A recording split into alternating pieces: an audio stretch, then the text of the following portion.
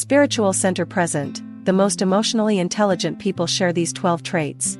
Which do you own? Success in the professional world is not only based on knowledge, intelligence and vision, but also on emotional intelligence.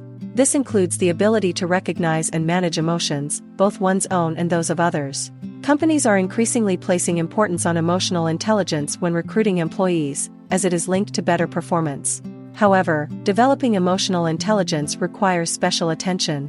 Some may think they are emotionally intelligent because of their kindness and sensitivity to the needs of others, but they may overlook other aspects of emotional intelligence that would help them become stronger and more effective leaders.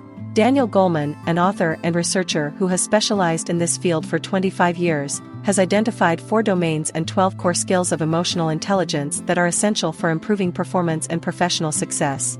It is important not to underestimate the development of your emotional intelligence by thinking that it is limited to simply being kind and empathetic.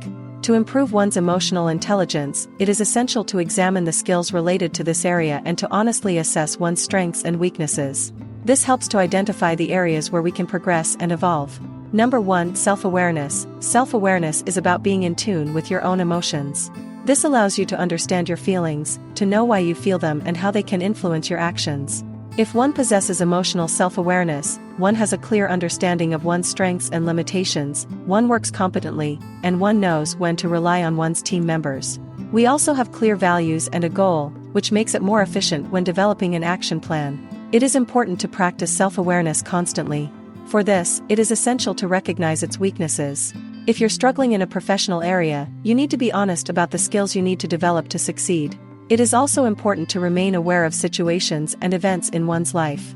During moments of frustration, one must try to identify the cause of this frustration and reflect on the emotional cues that accompany it. Number 2. Self-management. Self-management is about controlling your emotions and disturbing impulses.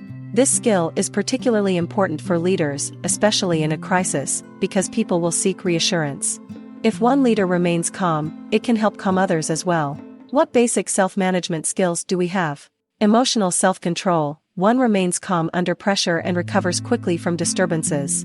One knows how to balance one's feelings for one's own well-being and that of others, or for the good of a given task, mission, or vision. Adaptability. This translates into agility in the face of change and uncertainty.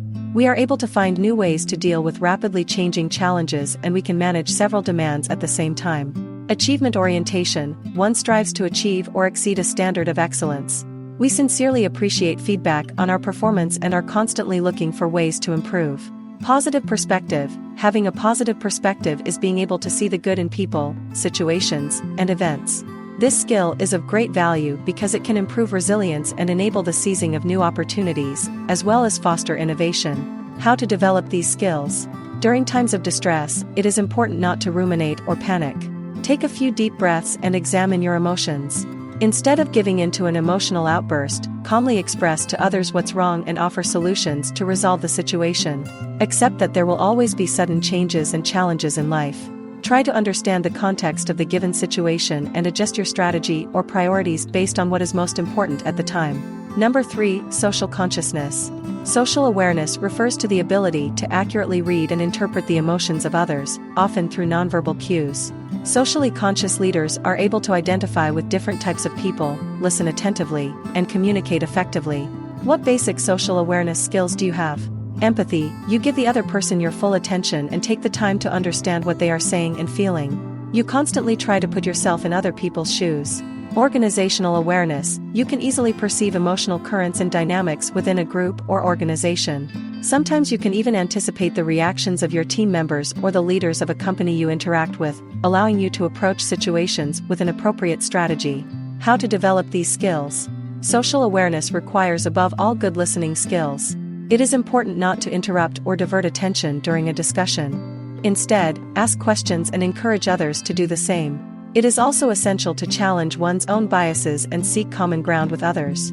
Practicing empathy can be beneficial, as it often makes us more aware of their situation and less inclined to judge them. Number 4. Relationship management. Relationship management encompasses a set of interpersonal skills that enable one to act in ways that motivate, inspire, and harmonize with others, while maintaining meaningful relationships. What basic relationship management skills do you have? Influence, you naturally have an ability to gain support from others, creating a group that is engaged, motivated, and ready to get the job done. Coaching and mentoring, you promote long-term learning by providing feedback and support. You present your arguments in a persuasive and clear manner in order to motivate people and clarify expectations.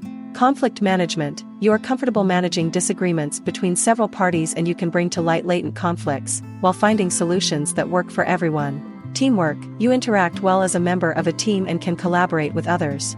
You participate actively, share responsibilities and rewards, and contribute to the overall capacity of your team. Inspirational leadership, you possess inspirational leadership that motivates and guides others towards achieving the overall vision. You serve as a role model by working hard and getting the best out of your team throughout the process. How to develop these skills? If you constantly adopt a negative attitude, it will be difficult for you to maintain long-term relationships. Instead of focusing on pessimistic scenarios, try to see your role as an agent of positive change. Don't be afraid to go against conventional norms or take risks.